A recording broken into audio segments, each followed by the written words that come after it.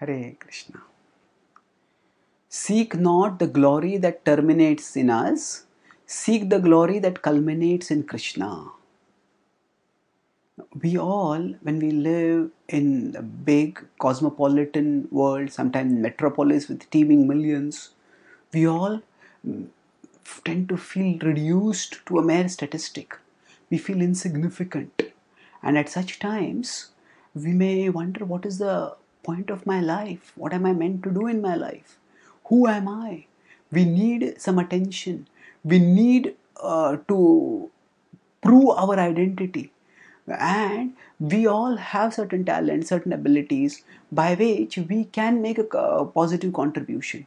And we may see in society people who are famous, people who are celebrated, people who are glorified, and we may think, oh, I also want to become like them.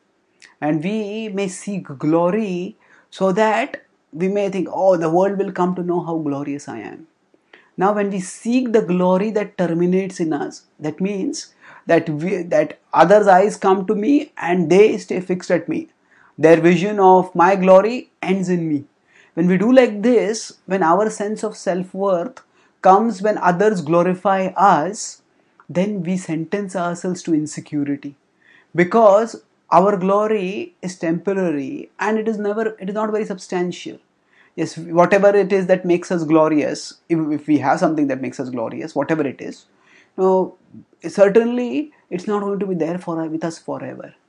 It's going to end by the time of death, and sometimes even before. And moreover, that alone will not satisfy us.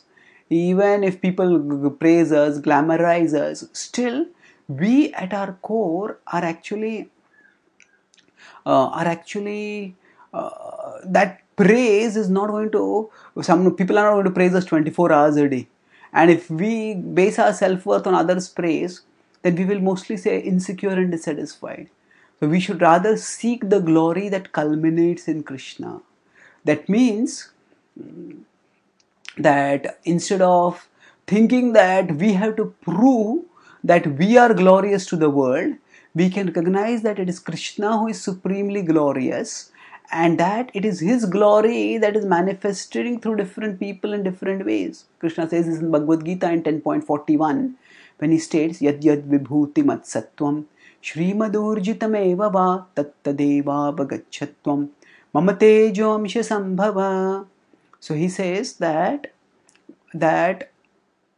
whatever, that all opulent, beautiful and glorious creations spring from but a spark of my splendor.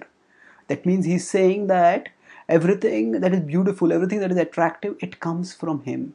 So when we see other people being glorified, we see that actually if we think that they alone are glorious and I am insignificant, we will become envious of them and we will suffer from inferiority complex. But if we think, oh, their glory is actually a fraction of Krishna's glory, and if this glory attracts everyone so much, how much more attractive Krishna will be, and that Krishna is present in my heart. When I become attracted to him, how much immense, oceanic, unlimited satisfaction will be there for me in that attraction to him. By thinking thus, we can seek the glory that culminates in Krishna. And similarly, when something good manifests through us, rather than thinking that to be our glory, we can remember that this is actually Krishna's glory manifesting through us. Krishna has gifted us certain abilities which we are meant to use in his service, by which we are meant to make a constructive contribution. And thus, when we are able to do something worthwhile, then we will seek the glory that culminates in Krishna. That means when we are able to do something worthwhile, when others praise us, that will act as a spur for us to remember Krishna. And because we can remember Krishna even when even when no one praises us, because remembering Krishna and remembering his glory is a choice that we can always make, because Krishna's glory is unlimited and Krishna's glory can manifest in various ways through various people. So that Krishna consciousness will ensure that we are always satisfied.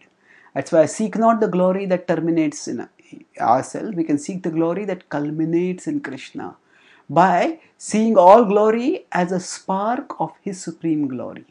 Thank you. Hare Krishna.